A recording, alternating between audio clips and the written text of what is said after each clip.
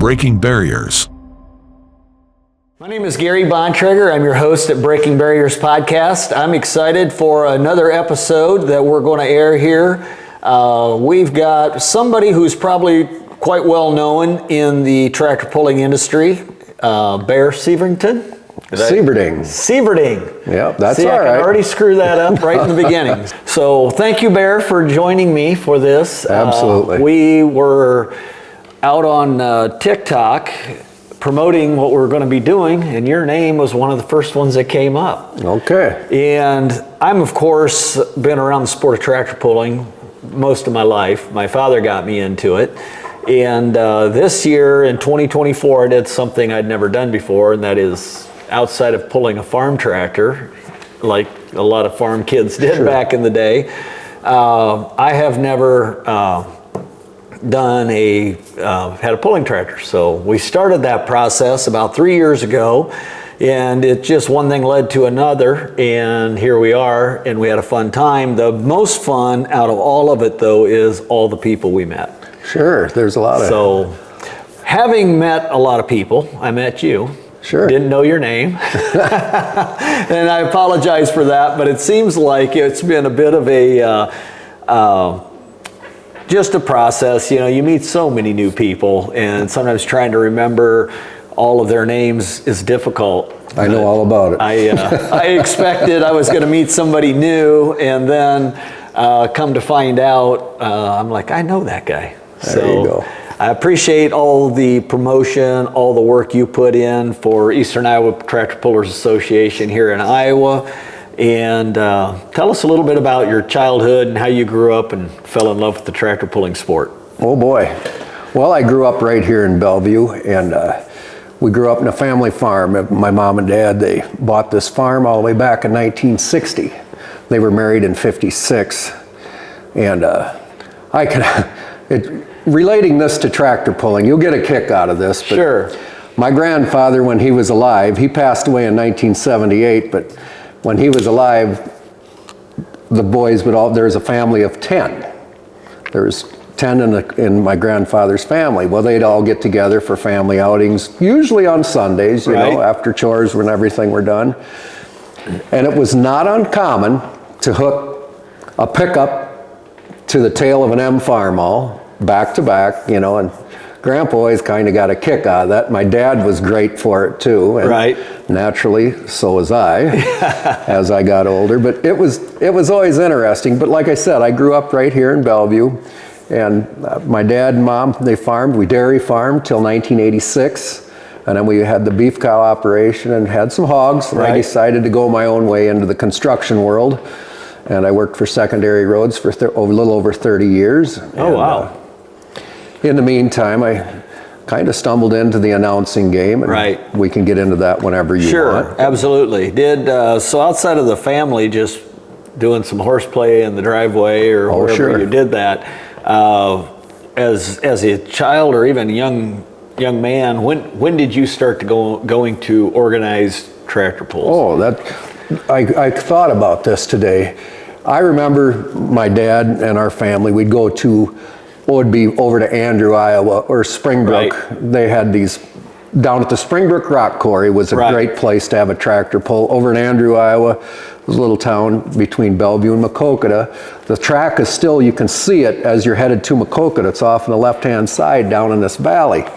It was a pretty neat deal back in the day. Really? I think I've driven past there and seen the remains of that. You bet. It's still there. But it was nothing to go to Preston. I remember going to Springbrook a lot, though, as a very young person. Dad always loved to watch it. And this was the day, and folks, I've talked about this, you know, this was the day when people were alongside the track, and they would step on the pan. You know, and it was pretty wild until things got going. Daryl Glahn with some of these guys, and they got going pretty fast. Well, then it got to where it was a little not so safe. Right. What was one of the heroes, or who were the people around this part of the state that you really followed and looked up to that kind of helped promote all that? Well, one comes to mind is Bill Miller. Okay. He lives in Lamont area up there. Okay. Bill's 1206, I was at the sale when he bought that tractor, and I believe, I could be corrected here, but I'm almost positive it was 1976. Okay. And it was a 1206 of Tiny Eddings. He bought it that day, and I was standing with my dad and my uncle, and my Uncle Dave says, Bill, what are you going to do with that tractor? And he says, I'm going to turn it into a pulling tractor. That's what I remember. Well, we all know who Bill Miller is, right. you know. Matter of fact, I was watching some footage on YouTube of Bill, you know, in 2017. And, you know, as far as icons, Bill would be one. On the pickup end of it, I followed the pickups fairly close. Right. And I remember growing up, names like Leo Garrity. Okay. Leo and Ann Garrity. Yes. They started back in 1981. Donnie Meyer with Mr. Bojangles. Yes, I remember seeing that one. He was my neighbor. Donnie is no longer with us. He passed away in 2009. Yeah. He would have pulled probably some NTPA stuff. He did not. No, Donnie got invited to the Iowa State Fair, and it was pretty much locals, like McClausland, Lowmore. You might know a little more about this. At one time, I believe the NTPA had an Iowa chapter. And they kind of organized that, and I'm just going back because in my area, Ernie Ropp was very popular, and he was big in promoting that, and then Jerry Fornash had a modified, and there was kind of a group in the state, and I don't know, I know I've seen that Bojangles, it was a modified or a truck? They call it in his class now, forgive me for this, but he used to call it super stock years ago, and then now it's a 480. Right. And he runs with Fantasy. Steve Ham owns that truck. Yes. Okay.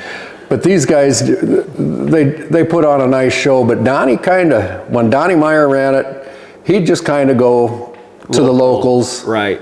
He got invited to the Iowa State Fair. He ran with the boys out there, and I don't remember what organization was out there. This is a long time ago. Right, This would have been in the 80s. Because now I think clearly the Outlaws do this fair show, and then of course we've got some smaller clubs around, and some of them are affiliated with larger clubs. Right. But, yeah, one time I just, and I'm just getting my history lesson from some of the other podcasts I've shot recently, and trying to remember that, how that all functioned and operated. But there were a lot of, we call them brush pulls. That's really what they were, correct? I don't like to use that term. Okay. And I've heard it numerous times. Right. I always call them foundation hooks. Because you have to create, and I firmly believe in this. I had a nice visit with Fritz Allman out of Farley, Iowa. You know who Fritz is? I know of Fritz. I do not know He's a big boy, and he's a good guy. Okay. He's a personal friend. But, you know, we don't spend all the time together in the world. But Fritz is one of these guys. He says, Bear, he says, I know what you're trying to do. And he says, remember, you have to have a place for these guys to go. We can't have all sanctioned events around the area. And it's true.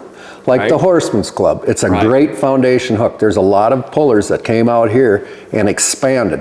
They got their roots at these local hooks and grew from that. And joined memberships like East Central Iowa, Fantasy Truck Pullers, Tri-State, you name it. So are the Horsemen's Club still putting on events? Absolutely. Okay, I thought so, and because we would hear about that. That grew to be quite an event. Yes, it did. We started back in 1980.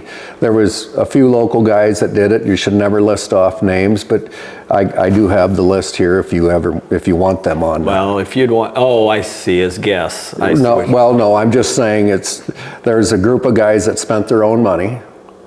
I don't mind if you share it if you think they're fine with it. I mean, I know they are. Okay, I have. Grab the list. All right. Let's put it on. I have a lot of here's one of the reasons I like to share these names. Just this morning, I shot one, and it was,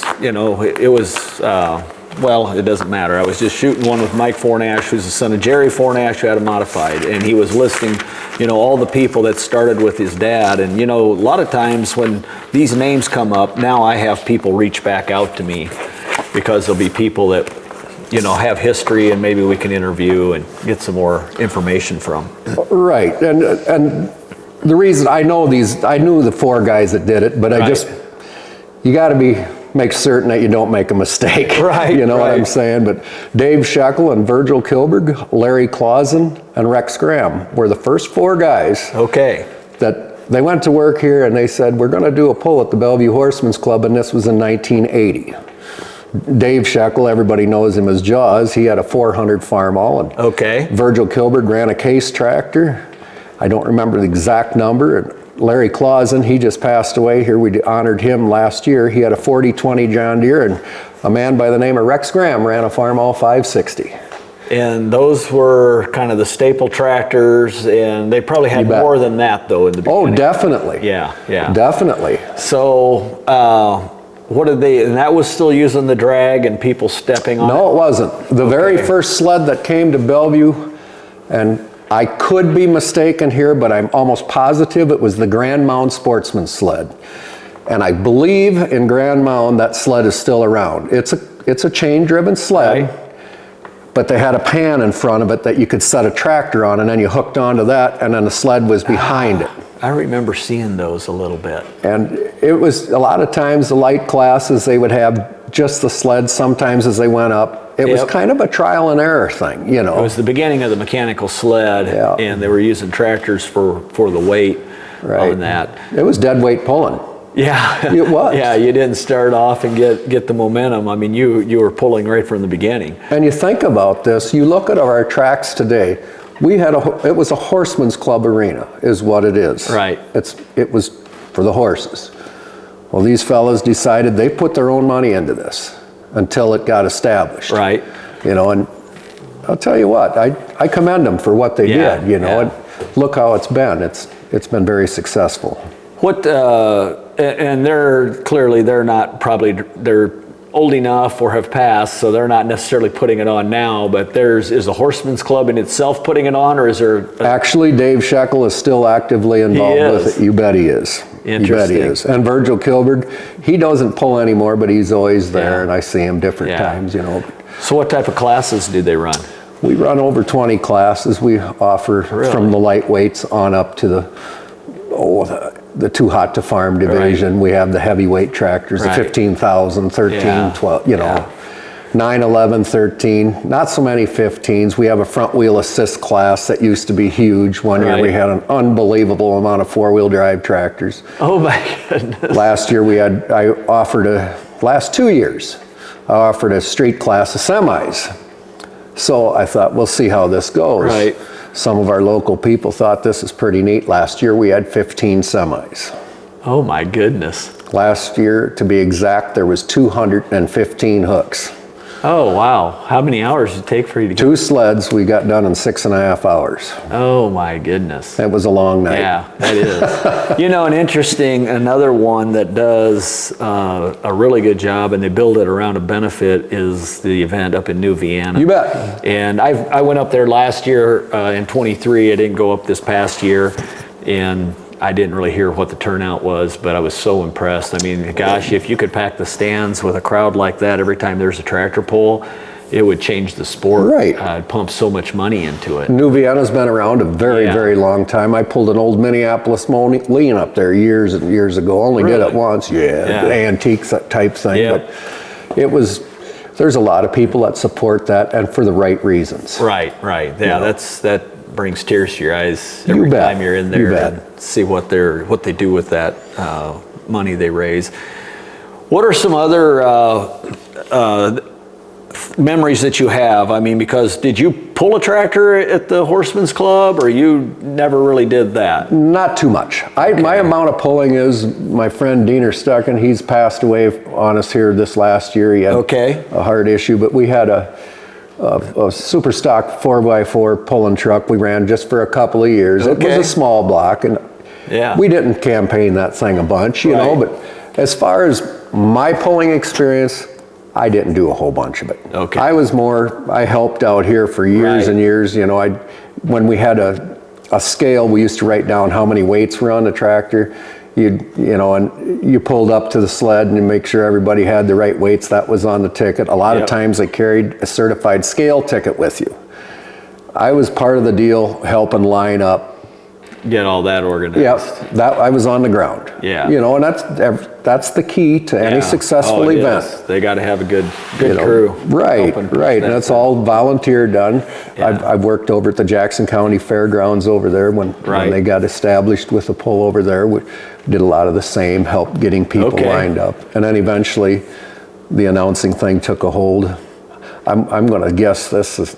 I'm almost positive. I think the very first event was with the garden tractors, and that was in 1999.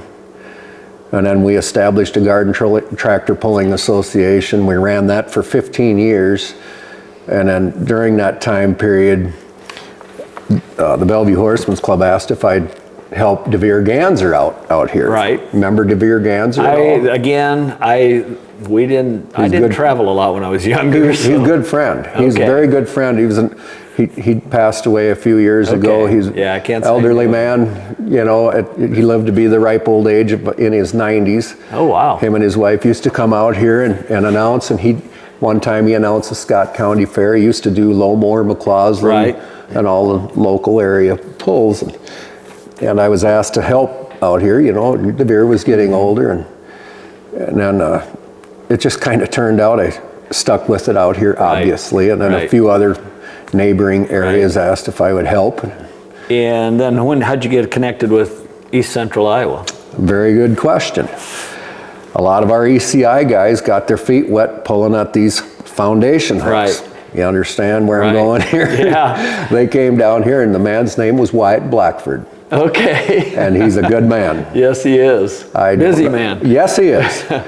And I can't thank Wyatt enough. So he's the one that was down here, and he actually came up in the announcer stand, and I announced with him a little bit. And I don't know how he got my phone number, but he called me up and he says, "Would you be interested in doing some announcing for us?" And I thought, wow, this is it's a privilege, right, you know. Right. I says, absolutely. So I did, I think, I don't know, three events with them, maybe the first round, you know. And, Marna was there yet as a secretary and I can't remember who was all involved yet. Leo Kinzenbaugh was involved yet, and Wyatt was probably the president at the time. Yeah.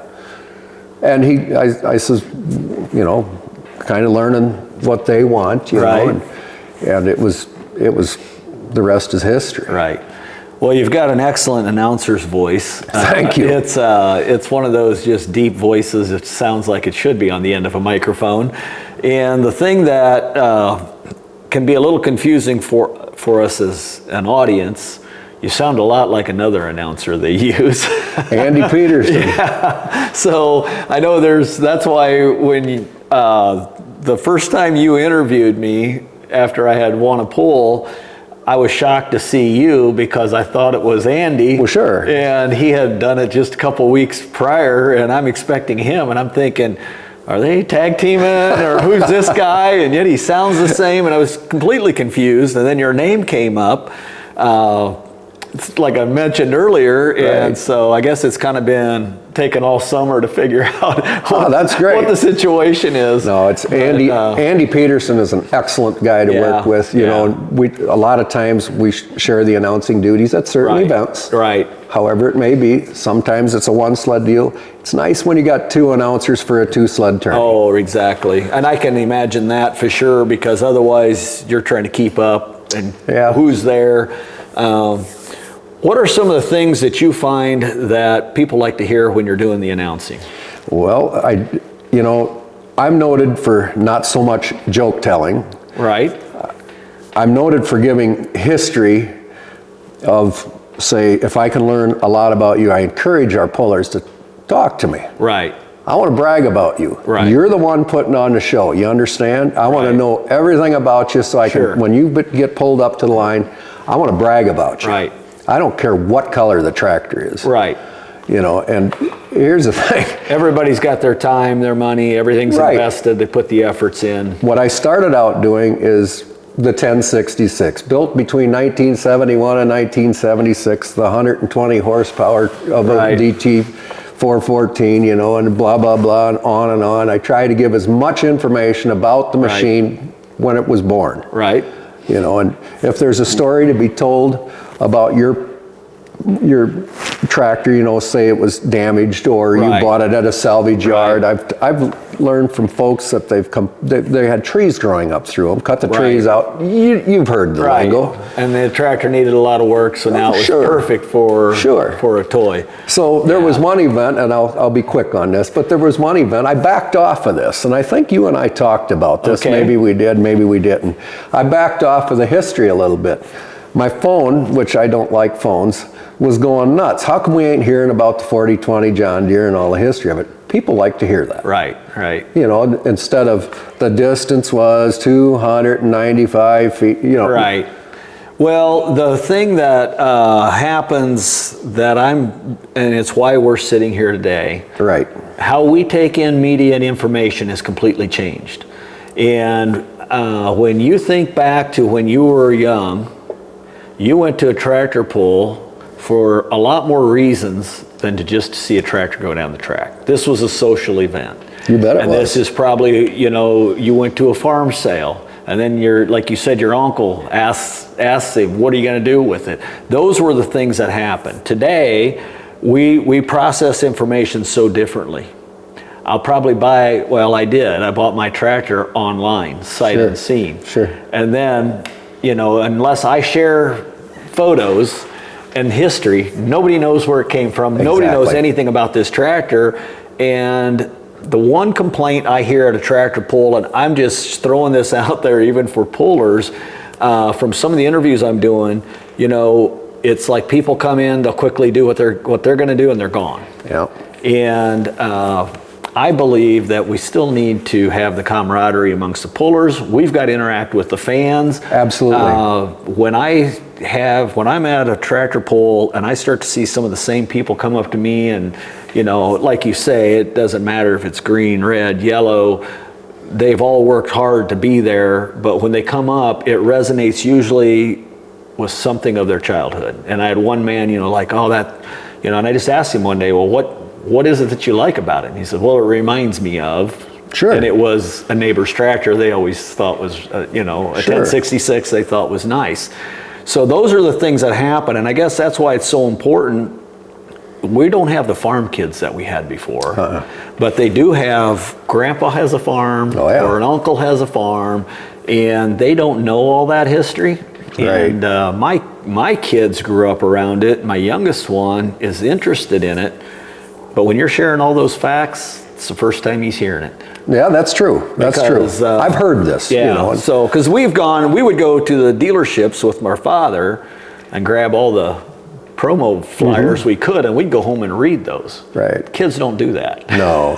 In fact, I don't know if they even have those. So the old saying of yesteryear was, pull on Sunday, plow on Monday. Right. You know, and that really was the reality of it. So that's just where I look at somebody like you who's got a lot of history in the sport, and even though it's it's your own history, it's a story that you've got, it's very beneficial to try to tie that back in with folks, because that's it's the other thing that's changed is really the dollars and cents, and if we don't put a crowd in the stands and get people out to the events. Exactly. And I can't do it, and you can't do it. I encourage the fans after the event. A lot of times I'll say it, if it all depends on the pit setup. Yes. You know, where some places are really touchy about allowing fans into the pit. Right. I understand that. I truly do. But those where you got a wide open space, and I have mentioned that depending on the situation. Right. I encourage you to go talk to these guys. You know, wonderful people. Oh, right. You know, we just had our banquet. What a great time. I shared the table with you guys. Right. You know, and it was just old Elmer Van Donsler. He's just a good old boy, you know. And he is. You know, it was really fun. You know. Sitting at that table, I learned things about the history of when he started, and I had no idea. I mean, he's been in it for years. Right. Many different scenarios. So, what do you think about where the sport's at today from what you've seen, where it came from? It's unbelievable. Everything of yesteryear, I was involved with the pickups and tractors, but I kind of followed the pickups. You can see the old night shift up there, you know. But it was neat.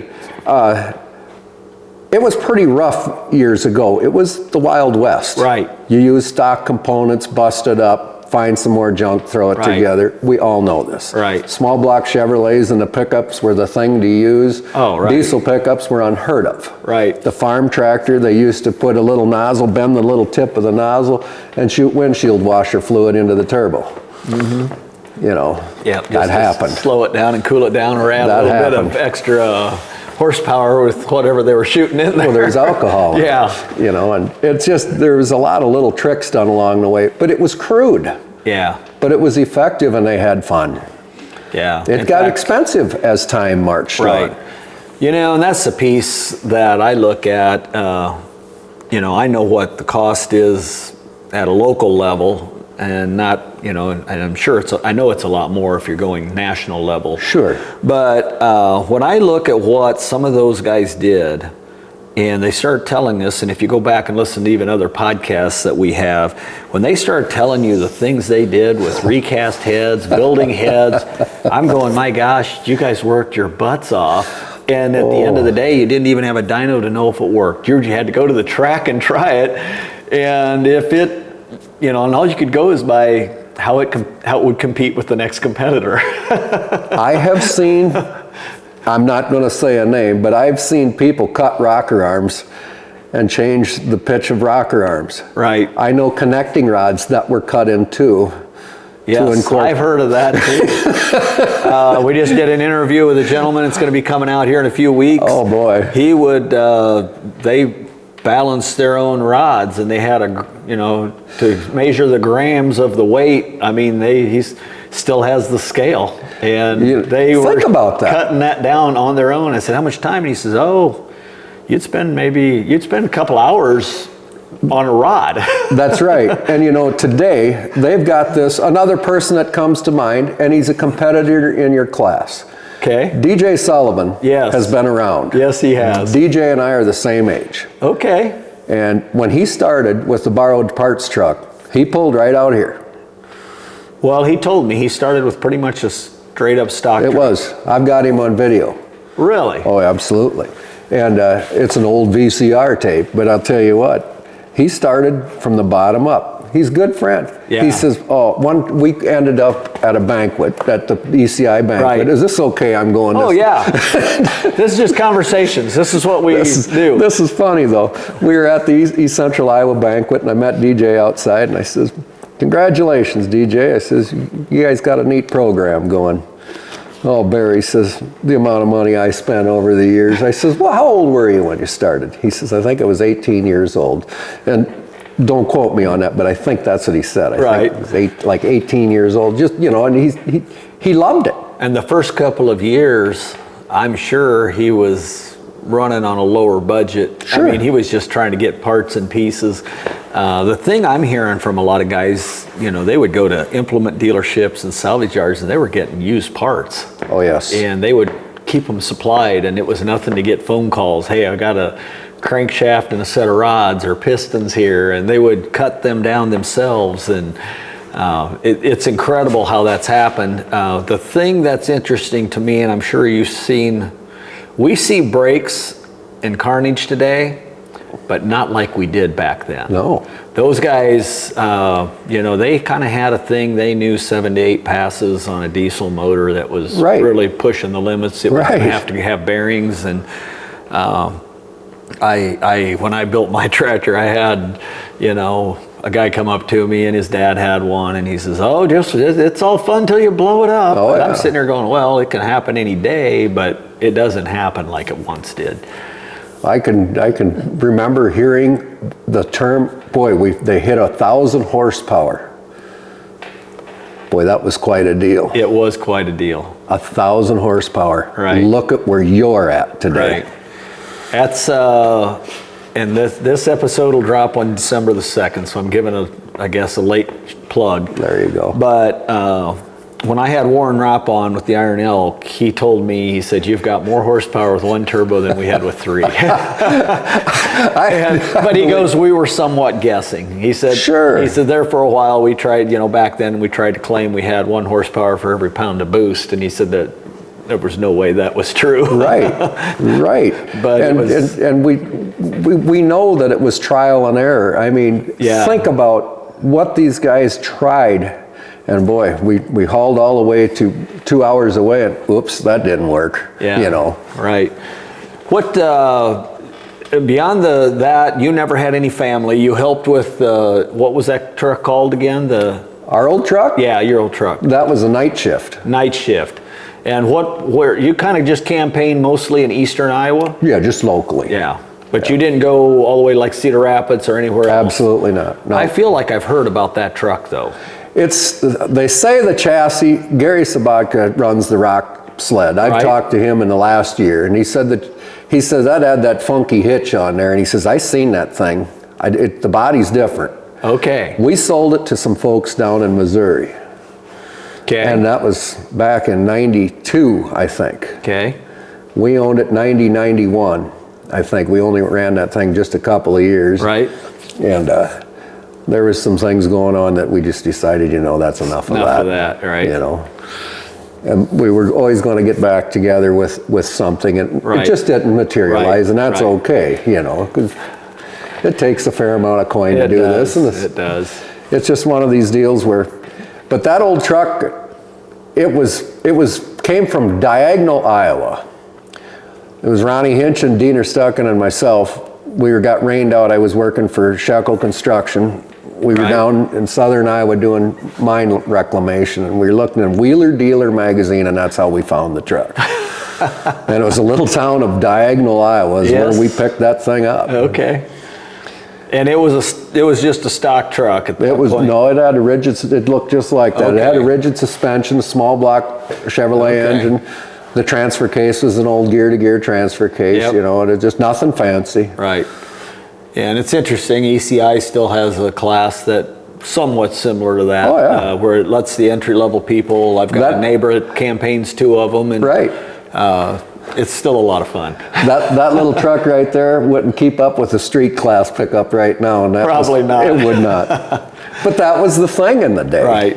Well, but that's even changed a lot with what our street vehicles, the horsepower, I mean, it's mind-blowing what these diesel farm trucks have.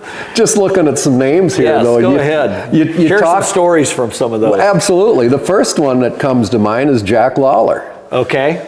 You know the cruising mule, Bill Miller's tractor. Well, Jack Lawler's 560 was called the Little Red Mule. Okay. And what he did is he made an intake, or somebody did, and he had a downdraft carburetor on there. And I think it was a 600 or a 650 Holly. Don't quote me on this, but that thing would run. Right. And I can still remember in the tracks, nobody put water down or packed them, but it would just be a dust storm flying behind that thing, and it was something else. Was he pulling? Did he have bigger tires on the back yet? Okay, and so he also obviously had bypassed the governor. Oh yeah, he ran it off. He let it run. Yeah, he let it run. A little spooky, but then later on, I do believe he did put a pretty large updraft carburetor on it. But some of these foundation guys, Bob Beck, a local guy not too far away from here, he'd go to every pull around the country, around locally, and pull a 706. The Spain brothers, Larry and Woody Spain. Yes. Dave Franzen, my uncle Dave Sieverding, Keith Clemmy, Donnie Jecklin, Charlie Bergfeld. Right. He's been in the game for years and years and years. He's had a 450 that he ran, What did your uncle run? Dave? Yeah. He had an H Farmall, and then he used to run a D19 Alice Chalmers. He was that H Farmall. His son, he's no longer one of his boys is no longer with us, but he made a downdraft intake for this thing, put a little carburetor on it, trying to do the same thing with an H. Well, a little less cubes, and it's probably it was pretty interesting. The one thing that was interesting when they did all of that, one of the struggles were the ignition side of it. We didn't have all the components. You could get the fuel to it. You could hardly burn it. You couldn't get hot enough coil or points were made to fail. But I mean, it's just interesting, and I've watched this as a young person, over the years, watching these guys run, and I just thought, wow. So what are some other names you've got on the list? Oh, Bob Weber had a 560 diesel that was Big Harold Herrig's. You know, built, like I said, Bill Miller, he ran that 1206 out here. It was brought to you by the Morocco. It was a Red Mule, I think, at that time, and then the bigger tractors as he went down the line. Dave Franzen had a Mini Mo. Keith Clemmy ran a 560. Donnie Jecklin had a 4010. I mean, these guys... There was a lot of 560s back in the day that pulled, and that was a good size motor for the size of the tractor, and you know, they kind of still run off that chassis rear end anyway for some of those classes.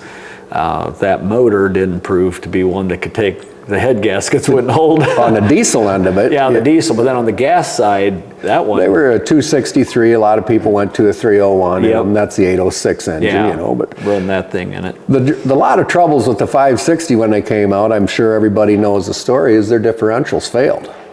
Really? Yes. Okay. And what happened is International said, you bring your tractor back, we'll fix what's wrong with it, or if it needs everything new, and then they would put a stamp on the identification tag that that's been done to that tractor. A lot of folks don't know that. I never knew that.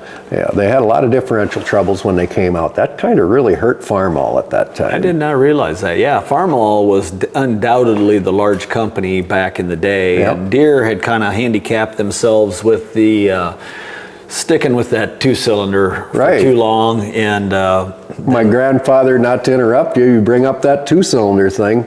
My grandfather on my mother's side says, you'll never see the day that John Deere will go beyond 2 cylinders. Well, interesting. Interesting. That's no kidding. Yeah, that's what he said. That's interesting. So no, they clearly have. I mean, technology's changed on that. The Mini Mows, how popular were those in this area for pulling? Because they had a lot of cubes. Right. And they were a good tractor for that. Yes, I owned a Mini Mo, a UTU at one time. It was 283 cubes. It was quite an animal to drive. It had a hand clutch. Right. It had to have so much force to snap and engage the clutch, you know, and it was a good, powerful, long stroke engine. There's a couple guys that I'm not going to get into a bunch of names because you don't want to forget anybody, but they run these Mini Mows with us yet, and they're good. Yeah, they're a good very antique. Good. Well, even on some of the bigger tractors, yeah, you're right. ECI, even you're seeing them yet. You bet. Wild Horse Productions is a company dedicated to promoting rodeos with dirt in your face and heart-pounding action from start to finish. We promise to make our events an experience that will have you wanting to tell your friends about the time you had. Gage Bontrager Consulting is more than just a consulting firm. We're a team of experts committed to helping individuals and business through the complexities of their personal and professional development. We are dedicated to providing people the tools they need to learn, grow, and succeed, building a legacy of happy, healthy, and fulfilled lives. To learn more about us, you can find us at www.gagebontragerconsulting.com. Die-hard Mini Mows, I remember when I was younger, if they had a Mini Mow, you wouldn't have changed their mind that they had the best motor on the track. Just a and little. They maybe did. Right.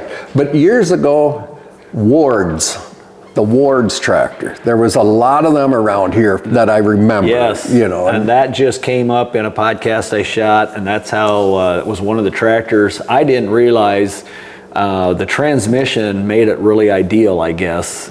I don't know nothing about it. And well, I just shot a podcast this morning, so there's going to be some information because that's what his dad pulled, and from there he went on into the modifieds. But he had pulled like a 560 and some of these older ones, and when he went to really starting to push them, he went to the Montgomery Wards. Really? And then it started stretching out the frames, and that's what was the beginning of his modified days. Right. So, but yeah, he was explaining the transmission. There was a lot of some reason a Montgomery Ward's tractor was very desirable for those things. I think they had a 301 cube inch gas in them.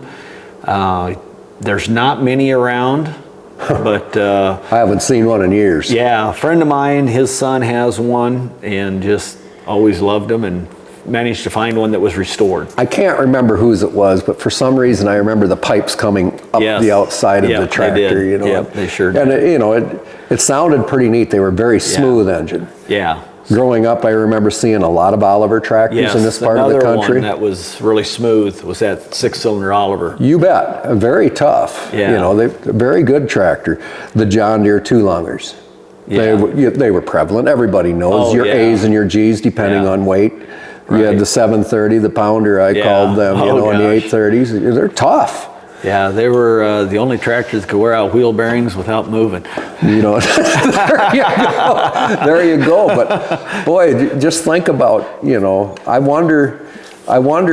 Maybe scoot over just a little bit. I'm sorry. To keep you in the frame. There you go. I know we're getting into each other's space. No, I didn't mean to. No, you're fine. But the whole thing is, you think about that. Look at how old these tractors are and how long they've been running. That's another interesting fact when you start to look at how they're built and designed today, but there's still a lot of tractors out there.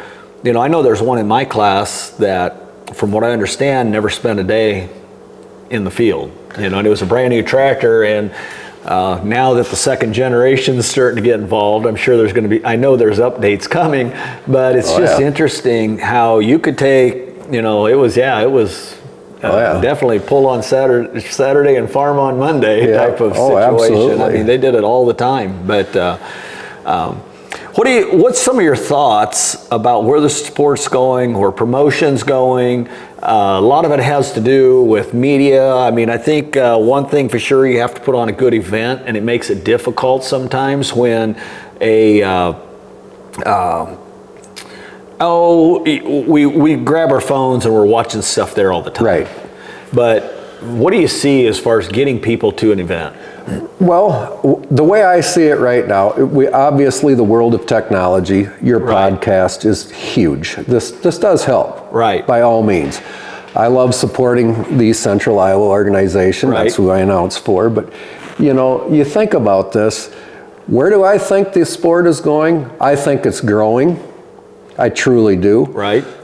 A lot of this is because of correct promotion. Right. I feel if it's out there where people can look at it in a phone and say, hey, you know, I had a good time here. Right. That's also part of my job. Right.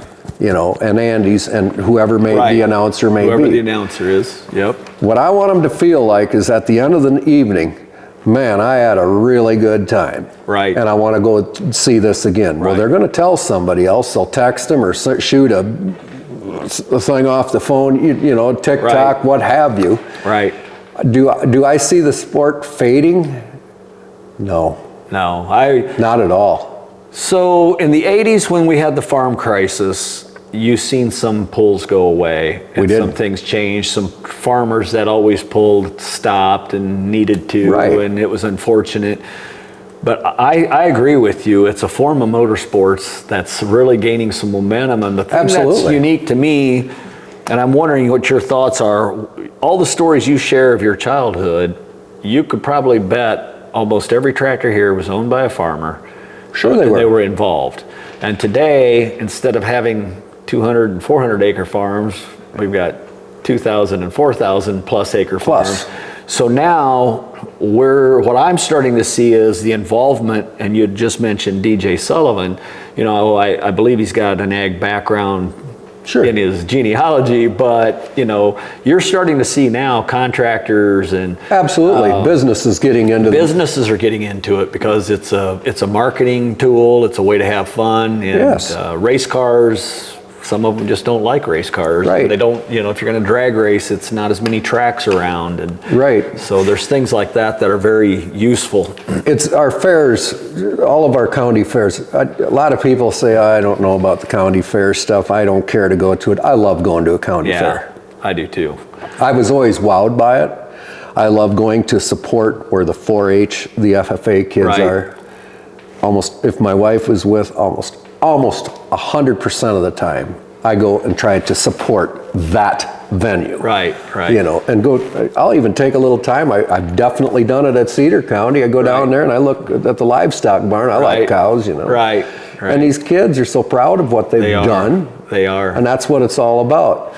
And one thing I've noticed that we've done in the past is we'll take one of our competition vehicles, whether it be a pickup or the breaking barriers tractor, which should be done, and put it over where the fans can walk around and talk to you. Just using you as an example. Well, that's interaction, and I believe in that. We did that at Johnson County this year. Very good. Mine out, and then Mark Ham has a truck. Unfortunately, I think he's getting out of the sport now, but we were two of the closest, and they asked us to pull it out on, and then they had the pedal tractor pull right there. Yeah. And I mean, we stood there and people just came up and, can we touch it? Can we sit in the seat and things like that? And those are the things, though, you never know what 8-year-old child just burns a desire to, and they may come back someday and this is my point. That's why we have to keep the foundation hooks around. Right. And it's hard to do. Number one, it's hard to get young people, and I don't mean it in a bad way. No. It's hard to get people to do this one word called volunteer. Right. And in order for an organization to have a foundation hook, I'm not using the term brush pull. I understand. You know what I'm going here. You need a bunch of dedicated volunteers that come in and say, hey, we're going to make this thing happen. Right. Because I wrote down there years ago, and I'm not kidding, this is how many local brush hooks were around. Foundation. I was going to say, you slipped up. Springbrook had one, Andrew, Iowa, Lowmore, Grand Mound, McCausland, Preston, Bellevue, the Jackson County Fair years ago before it was ECI and Fantasy. They had a pull there many years ago. The Dubuque County Fair used to be an afternoon hook for the farmers. McLean's up there. These guys are terrific to work with. I can remember Randy McLean up there helping in the afternoon. Kevin Schmierbach was up there with his 560 and he had a 1456. Steve Herrig was there with his 14, and they pulled in I think it was a 12,000 farm class, The Wyoming Fair, it's been around forever. I'm sure I'm missing some. Yeah. But that's a bunch of local hooks that you could go to. And those were all within, 50 miles? Absolutely. Yeah. And that's one thing I know I've seen a little bit happen. Johnson County has started to do that because we had a sponsor that owns a truck shop, and he goes, well, I'll sponsor it if you put on a truck class, which now we have back to 1 or 2 farm classes, and usually it's more of it's more of the locals know that, this is Dad's old tractor and we're taking it to the track, but it's always fun to see the carnage when the kids think they're going to bring their 4-wheel truck out too and right out and twist off a U-joint.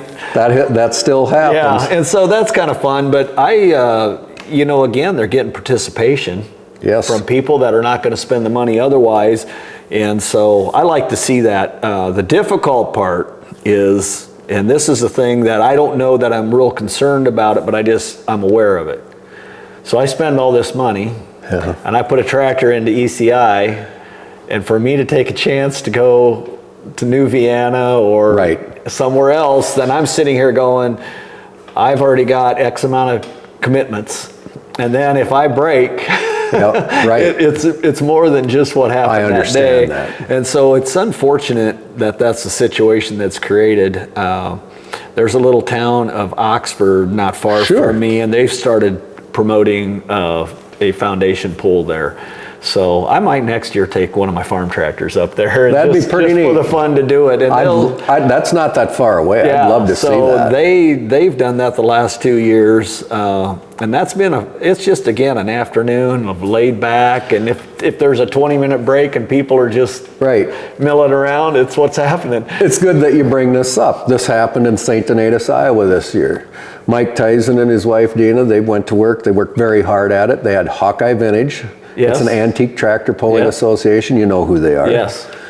They went down there and they had their sound system there, and it got wet, and the track went to pieces on them. So we found I didn't help, but they found a place, an old road bed where they could go.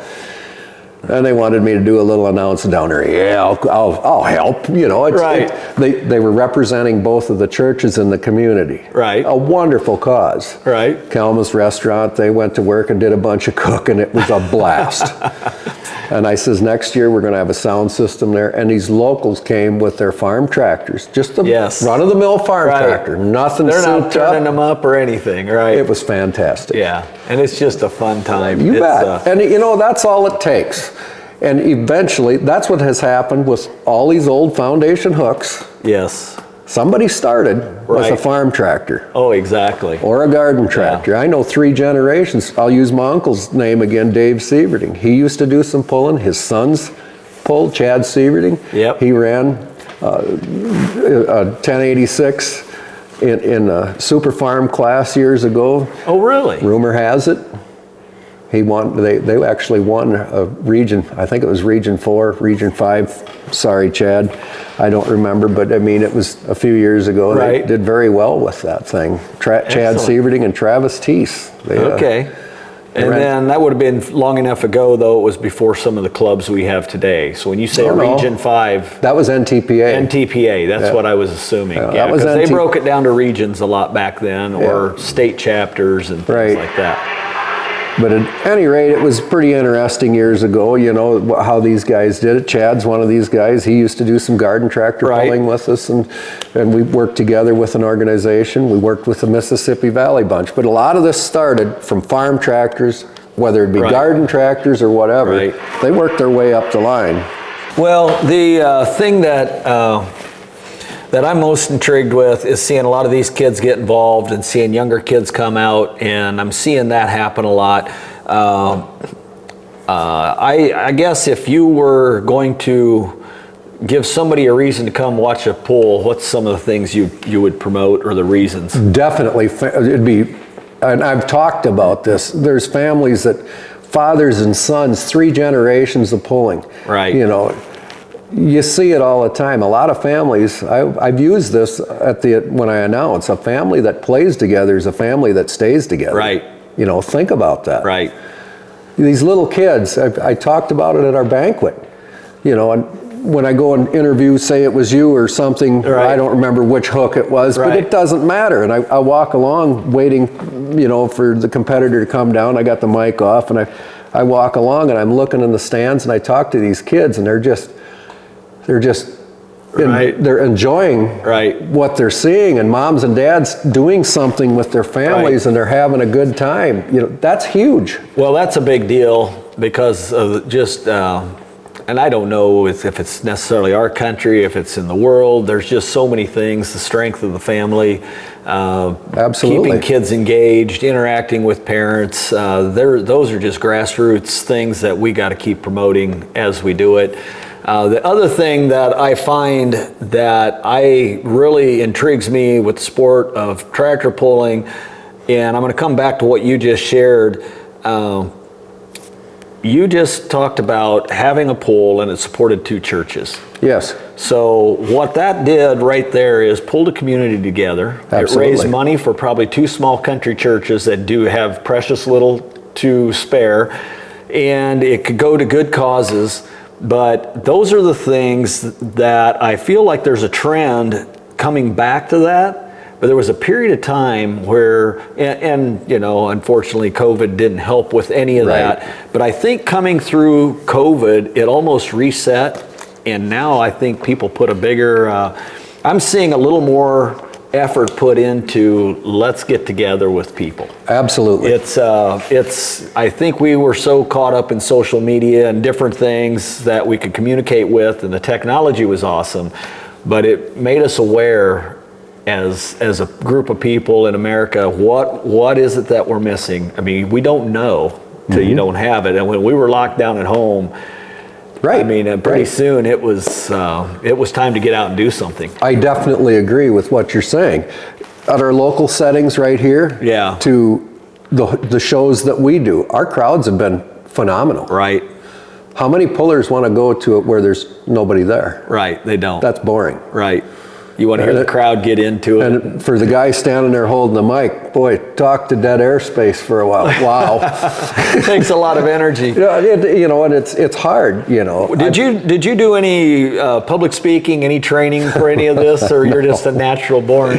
No, I'm not natural at this at all. I'll tell you the truth. When I was in school, and my school teacher will never, I've shared this story over the microphone, but in the classroom, I was a poor student. I did not like school. Okay.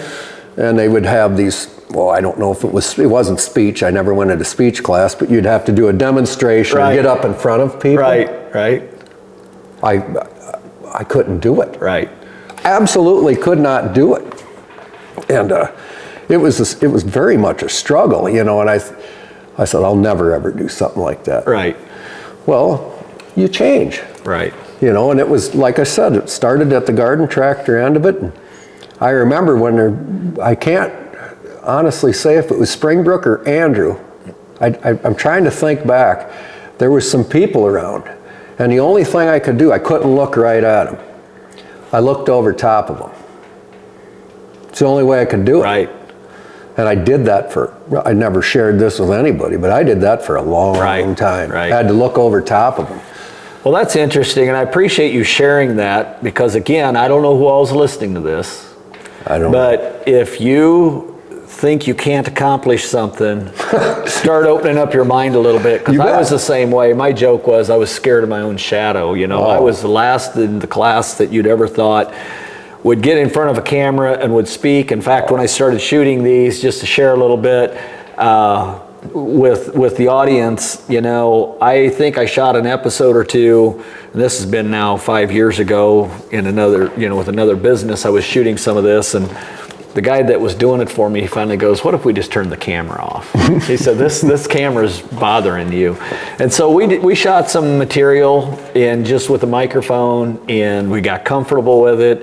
And heck, today I love it. I know exactly what you're talking about looking over the crowd. The thing is, it makes you stronger and better as a person, but I can tell you what makes a difference. And this is not only with public speaking and announcing and doing those things. Once you become passionate about what you're doing, and then you educate yourself, now you've got stories to tell. You bet. If you're going to be a mechanic, a carpenter, whatever you want to do, farmer, if you become passionate about it, and that's one of the things I like to see about these FFA kids and 4-H kids, they put so much effort into them, and you see the tears when that animal goes down the road, but you know, that builds so much character into them. So absolutely. That's probably one of the things I can just tell you. I think I shared it a little bit the last night with tractor pulling for myself, but you know, this started as a 5-6-year-old kid dreaming that I'm going to do, you know, someday I'm going to do that. And I'll honestly, for 25 years, it never crossed my mind. I hardly went to a pull. I was busy raising kids and working, and then one day I was like, you know, this is starting to get interesting again. So you talk about a dream, and this just came to my mind. Keith Kiernan's tractor twisting the wick. Yeah. You ever see that thing? I don't know that I have. Pretty sharp. And I mean, you should never bring up names, but this guy I sat with him and talked to him, and he says this tractor was completely inspired on a dream that I had. Really? And that's what he did. Right. And him and his son are having a blast. Well, that's what it's about. You know, and they're pulling the foundation hooks. I'd love to see them get associated with somebody East Central Iowa, you know, or an organization. I am not exclusively with East Central Iowa. I've helped with other organizations.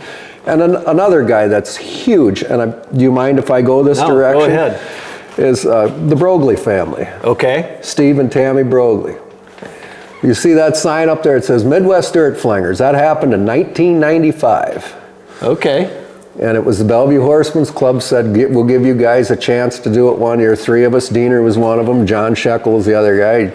Us 3 decided we'll hire Midwest Dirt Flingers at that time. Well, Midwest Dirt Flingers ended up, they had the V8s, they had the smokers, you know, and they had all the bigger stuff, 2-wheel, 4-wheel. Put on a nice show. We tried that, talked to Dave about this. Dave says, yeah, we'll give it a go, let's do her. We did that for 3 years, and it was burning out our volunteers out here. We had other events going on, and it is a horseman's club. Very respectful. I've been a member all my life, but so on and so forth. So that ended up turning into Tri-State Truck and Tractor Pullers. Really? And that's who Steve and Tammy are very instrumental in. And then do you do some announcing I did work for Steve and Tammy once, and they have great announcers.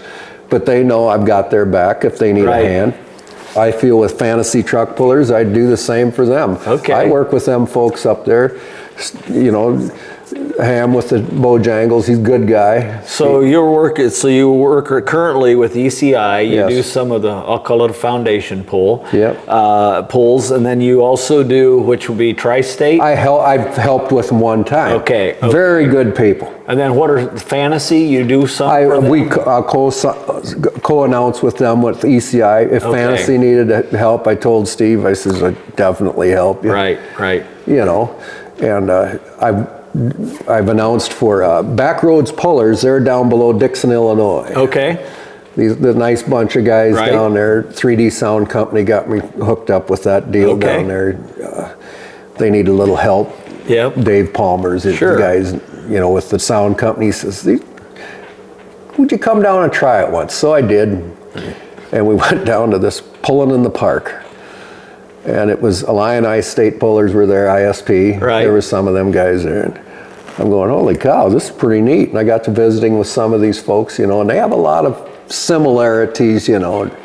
Every year I look forward to going down there. One thing I would, if there's people that put on those foundation pulls, if there's anything I would encourage some of them to do, if they want to pull in tractors that pull with associations, there's probably two ways that make it beneficial. One, a lot of the associations don't start very early in the year because they hit a lot of the county fairs.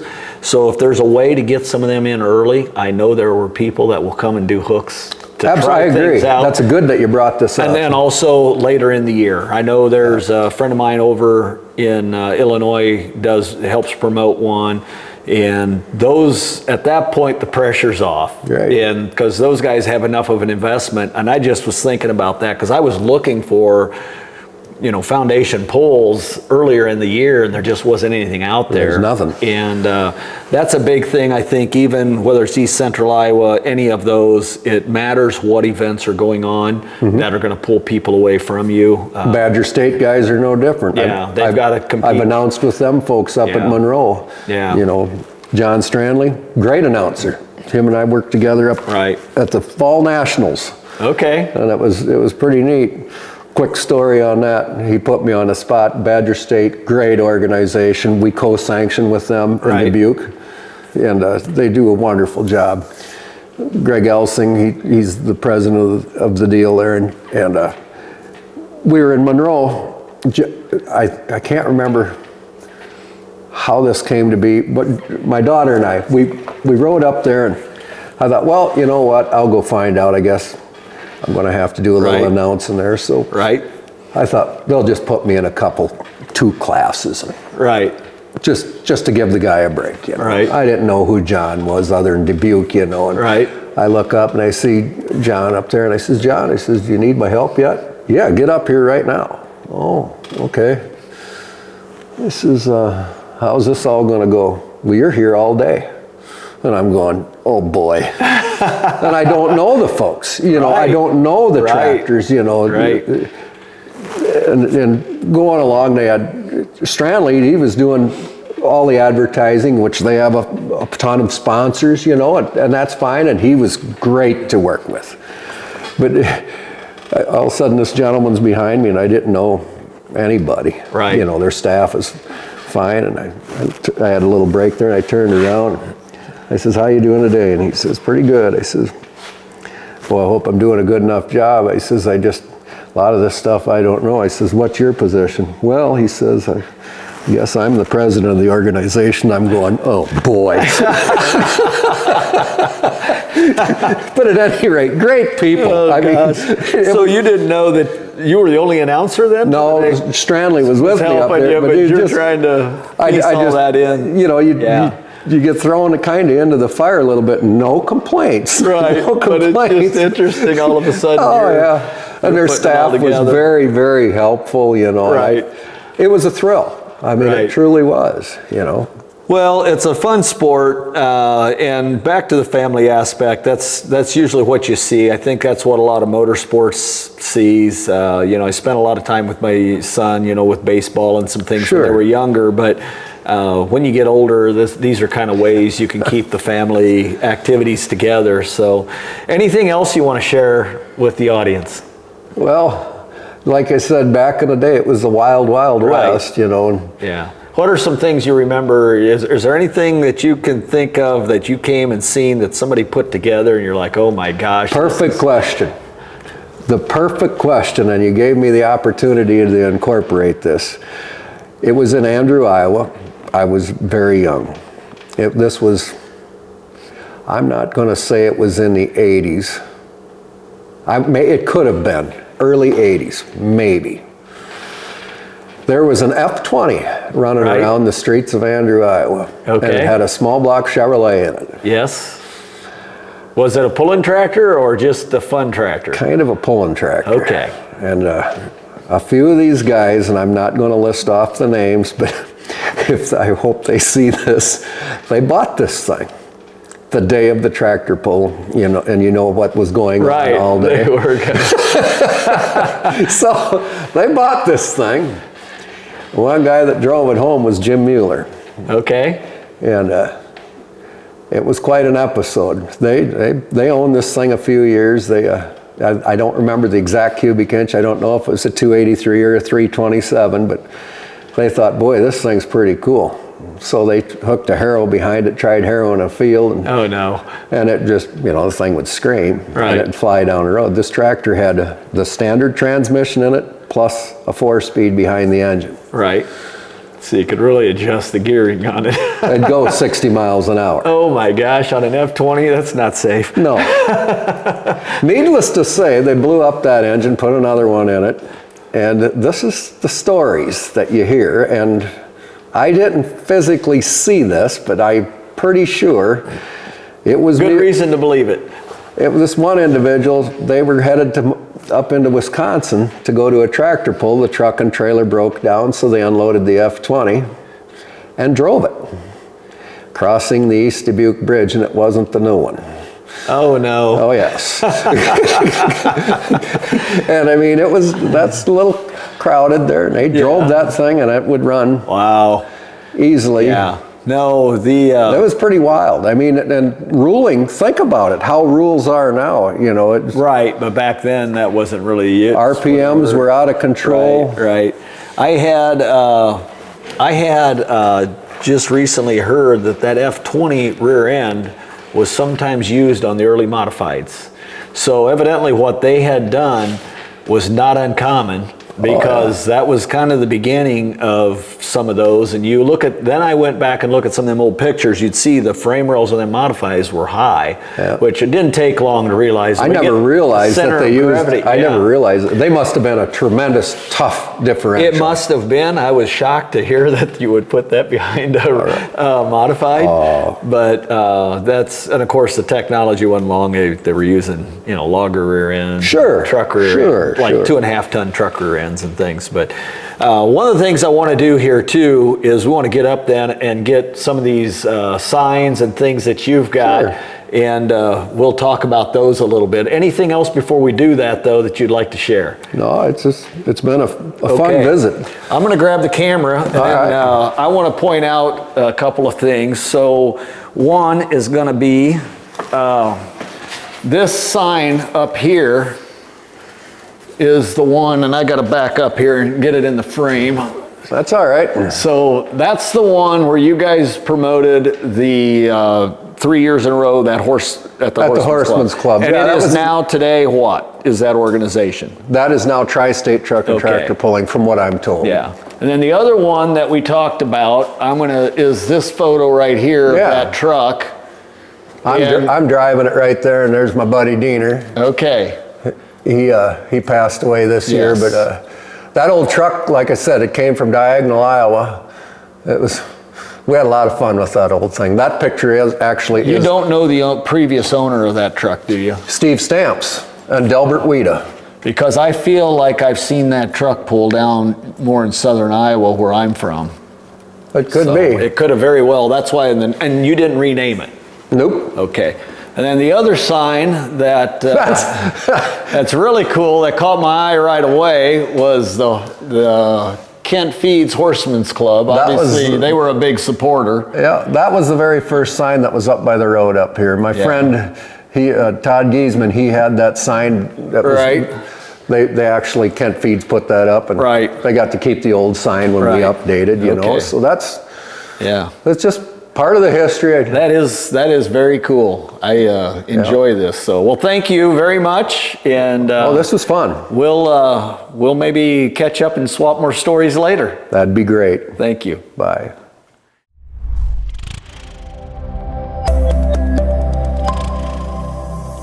Breaking barriers.